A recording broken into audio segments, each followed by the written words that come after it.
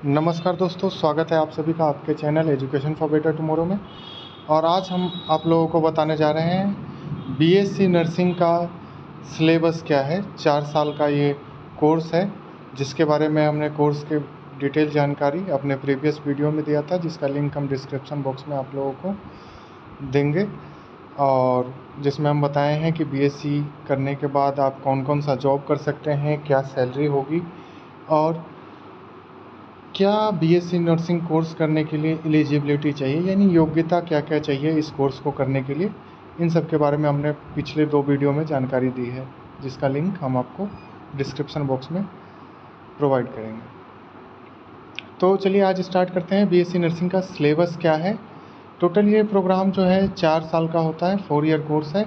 अब पहले ये ईयर बेसिस पे एग्ज़ाम होता था, अब सेमेस्टर पैटर्न हो गया। तो टोटल 6 मंथ्स के 8 सेमेस्टर इस कोर्स के अंदर है। तो इसमें हम देखेंगे कि जो आपका ये कोर्स है, इसमें कौन कौन सा सेमेस्टर वाइज सिलेबस आपको कवर करना है, यानी कौन कौन से सब्जेक्ट आपको पढ़ने हैं। तो यहाँ हम बात करें फर्स्ट सेमेस्टर की, तो यहाँ पे जनरल साइंस पढ़ना है। जो आपने 11th-12th लेवल पे स्टडी किया है, उसका एक तरीके का रिकैप है इस सिलेबस में।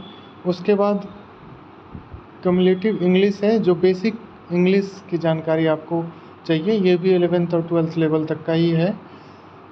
इसके बाद अप्लाइड एनाटॉमी एंड फिजियोलॉजी, जिसमें हम डिटेल ह्यूमन सिस्टम के बारे में, उसके स्ट्रक्चर और उसके फंक्शन के बारे में पढ़ते हैं। उसके बाद अप्लाइड सोशियोलॉजी एंड साइकोलॉजी, जिसमें हम सोसाइटी में किस तरीके से इस प्रोफेशन की मदद से हम समाज के लिए बेहतर से बेहतर कर सकते हैं, समाज के अनुरूप ढल के। और साइकोलॉजी पढ़ना है कि पेशेंट बिहेवियर किस तरीके का होता है और उसके रिलेटिव्स का बिहेवियर किस तरीके से होता है, जिसके आधार पे आप कोई डिसीजन ले सकते हैं उसके और ज़्यादा बेहतर स्वास्थ्य के लिए। फंडामेंटल ऑफ नर्सिंग या नर्सिंग फाउंडेशन 1, इसमें बेसिक नर्सिंग के बारे में बताया गया है। बेसिक प्रोसीजर्स हैं जो कि आपको डिटेल में पढ़ना है। इसको एक तरीके से आप बाइबल कह सकते हैं या गीता कह सकते हैं नर्सिंग का। सेकेंड सेमेस्टर की बात करें तो इसमें अप्लाइड बायोकेमिस्ट्री है। बायोकेमिस्ट्री इसलिए पढ़ना है कि आपको लैब इन्वेस्टिगेशंस हो या फिर बॉडी में जो केमिकल चेंजेस हो रहे हैं उनके बारे में आपको स्टडी करना है। इसके अलावा अप्लाइड न्यूट्रिशन एंड डाइटिस, तो डाइट प्लान प्रिपेयर करने के लिए और हमारे बॉडी को किस तरीके की डाइट चाहिए और ये हमें कौन कौन सी पदार्थ से मिल सकता है, इसके बारे में पढ़ना होता है। Introduction to community health nursing including health care policy and regulation and environmental science, तो इसमें कम्युनिटी सर्विस जैसे हेल्थ प्रमोशन हो गया, prevention of disease and control, इसके बारे में पढ़ते हैं और प्रमोशन ऑफ हेल्थ के बारे में पढ़ते हैं। इसके बाद हम थर्ड सेमेस्टर में पढ़ते हैं applied microbiology and infection control including safety.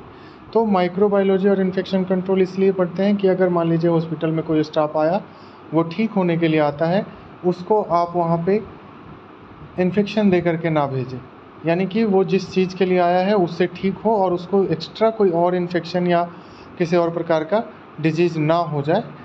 और किस तरीके से आप चीज़ों को स्टेराइल कर सकते हैं, डिसइंफेक्टेंट कर सकते हैं, आप खुद कैसे सेफ रह सकते हैं, पर्सनल प्रोटेक्टिव इक्विपमेंट, इन सब चीज़ों के बारे में आपको पढ़ाया जाता है।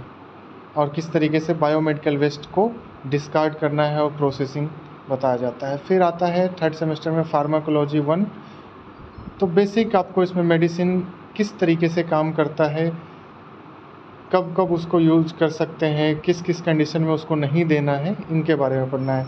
पैथोलॉजी में लैब इन्वेस्टिगेशन से रिलेटेड और हमारे बॉडी में जो पैथोजेंस किस तरीके से एक्ट करते हैं उनके बारे में जानना है कि कौन सा सैंपल किस तरीके के वायल में जाएगा।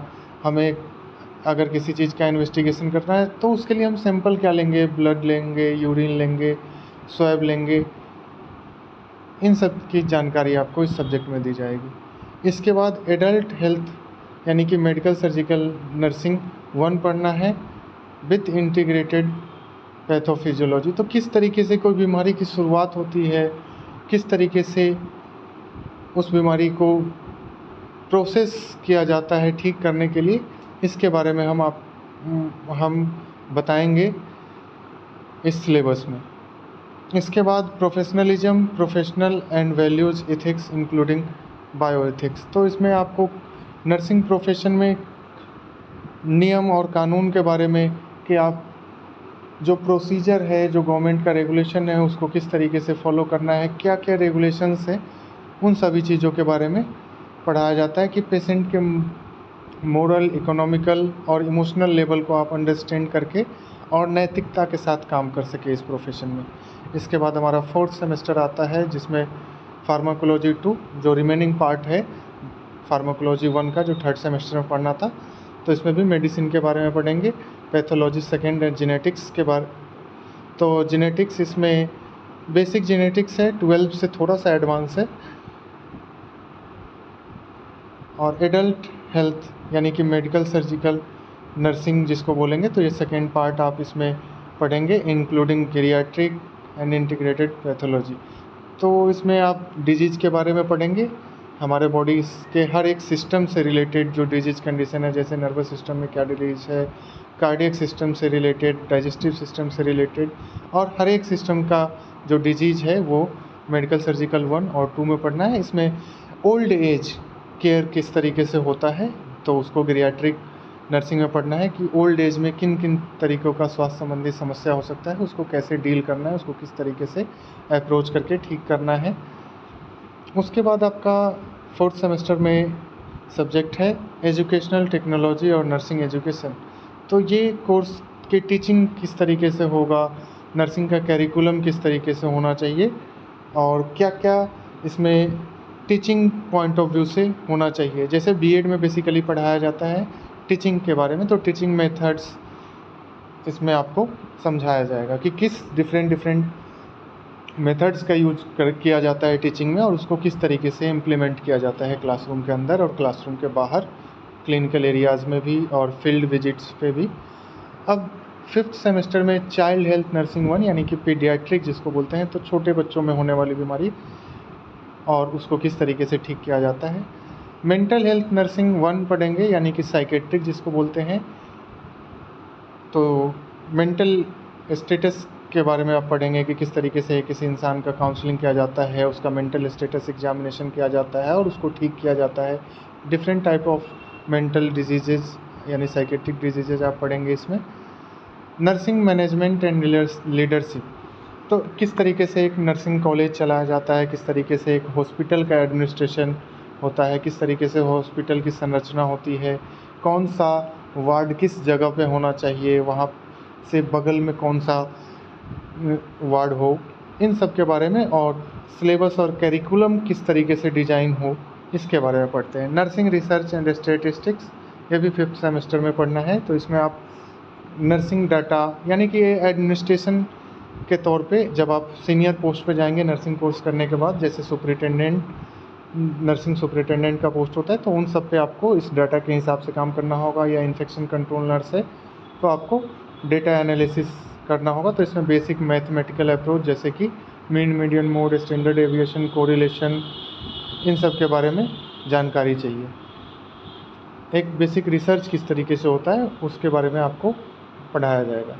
Health and nursing informatics and technology, तो इसमें बेसिकली आईपीआर किस तरीके से मेंटेन किया जाता है, नर्सिंग में टेक्नोलॉजी का क्या रोल है हेल्थ सेक्टर से संबंधित, उसके बारे में बताया जाएगा। Introduction to forensic nursing and Indian laws, तो जैसे आप इस कोर्स को करने के बाद मान लीजिए कि किसी क्राइम डिपार्टमेंट में आपकी ड्यूटी लगी है या बेसिक पोस्टमार्टम वगैरह होता है, तो उससे संबंधित आपको इसमें पढ़ाया जाएगा कि कैसे आइडेंटिफाई किया जाता है कि आखिर कोई डेथ हुआ है या फिर कोई भी दिक्कत आई है तो वो किस तरीके से हुआ है, या डीएनए मैचिंग वगैरह के बारे में भी आपको बेसिक जानकारी दी जाएगी कि किस तरीके से वो पूरा प्रोसीजर होता है। 6th सेमेस्टर में बात करें तो चाइल्ड हेल्थ नर्सिंग 2 यानी बच्चों में होने वाली बीमारी जो है उसका और जो बाकी पोर्शन होगा उसको पढ़ाया जाएगा। मेंटल हेल्थ नर्सिंग 2 में भी जो साइकेट्रिक डिजीज़ है उसका जो रिमेनिंग पार्ट होगा उसको पढ़ाया जाएगा। यहाँ पे community health nursing 1 including epidemiology, तो डाटा के आधार पे बीमारी का आकलन और बीमारियों के बारे में जानकारी दी जाएगी। जो कम्युनिटी लेवल पे यानी कि गांव के स्तर पे, समुदाय के स्तर पे जो बीमारियां होती है ज़्यादातर, उन सभी के बारे में, कम्युनिकेबल और नॉन कम्युनिकेबल डिजीजेज बेसिकली, इनके बारे में आपको पढ़ाया जाएगा। फिर आता है मिडवाइफरी, ऑब्स्टिकल एंड गायनेकोलॉजी। तो स्त्री से संबंधित और गर्भावस्था से संबंधित और गर्भावस्था के बाद होने वाली जो बीमारियां होती हैं, इन सब के बारे में इसमें पढ़ाया जाएगा। यानी कि फीमेल सिस्टम, जो रिप्रोडक्टिव सिस्टम है, वो किस तरीके से फंक्शन करता है, उसमें क्या क्या दिक्कतें आती है, कौन कौन सी बीमारी हो सकती है, वो किस तरीके से ठीक हो सकता है, इन सब के बारे में आपको पढ़ाया जाएगा। अब बात करें 7th सेमेस्टर की, तो इसमें कम्युनिटी हेल्थ नर्सिंग सेकेंड, तो इसमें एक एडमिनिस्ट्रेशन किस तरीके से काम करता है नर्सिंग या हेल्थ सेक्टर में, और उसमें किस तरीके से नए नए लॉज आए हैं, कौन कौन सी कमेटी बनी है हेल्थ सेक्टर को इम्प्रूव करने के लिए, इसके बारे में आपको जानकारी दिया जाएगा। और different type of national health programmes, 5 year plans, इन सब के बारे में आपको जानकारी दी जाएगी। फिर इसमें 7th सेमेस्टर में ही ऑब्स्ट एंड गायनी का जो सेकेंड पोर्शन है, यानी रिमेनिंग पोर्शन, उसको पढ़ाया जाएगा। और लास्ट सेमेस्टर होगा आपका इंटर्नशिप होगा, जिसमें आपको मॉर्निंग, इवनिंग, नाइट, जो कि एक पैटर्न है ड्यूटी का, उसके अकॉर्डिंग आपसे ड्यूटी कराया जाएगा, जिससे आपको उस सिचुएशन में ढाला जा सके कि आप एडजस्ट कर सकें उस प्रोफेशन के अकॉर्डिंग, और उस स्ट्रेस लेवल को झेल सके जो फील्ड में आपको देखने को मिल सकता है। वर्किंग कंडीशन के अकॉर्डिंग अपने आप को ढाला जाता है। तो ये टोटल 8 सेमेस्टर की जानकारी हमने आपको दी है। तो इसके बारे में आप ये डिटेल सिलेबस INC की वेबसाइट से भी डाउनलोड कर सकते हैं कि इस एक एक सेमेस्टर में जो सब्जेक्ट्स हैं, जिनके नाम हमने आपको बताए हैं, उस सब्जेक्ट में क्या क्या पढ़ना है। टोटल 251 पेज का हमने और इसमें कितने आवर्स हैं, classroom hours, practical hours, clinical hours और डेमोन्स्ट्रेशन आवर्स, तो ये आप लोगों को इसमें पूरा PDF में मिल जाएगा। ठीक है, तो ये आप INC, इंडियन नर्सिंग काउंसिल की वेबसाइट से भी डाउनलोड कर सकते हैं। तो ये थी जानकारी BSc नर्सिंग के सिलेबस के बारे में। आशा करते हैं आपको हमारे द्वारा दी गई जानकारी यूजफुल हुई होगी। ऐसे ही अपडेट वाली, इन्फॉर्मेशन वाली वीडियोज़ पाते रहने के लिए चैनल को सब्सक्राइब करें और वीडियो को ज़्यादा से ज़्यादा लोगों तक शेयर करें, जिससे इन्फॉर्मेशन ज़्यादा लोगों तक पहुँच सके, उनकी भी हेल्प हो सके। बहुत बहुत धन्यवाद। जय भारत, जय हिंद।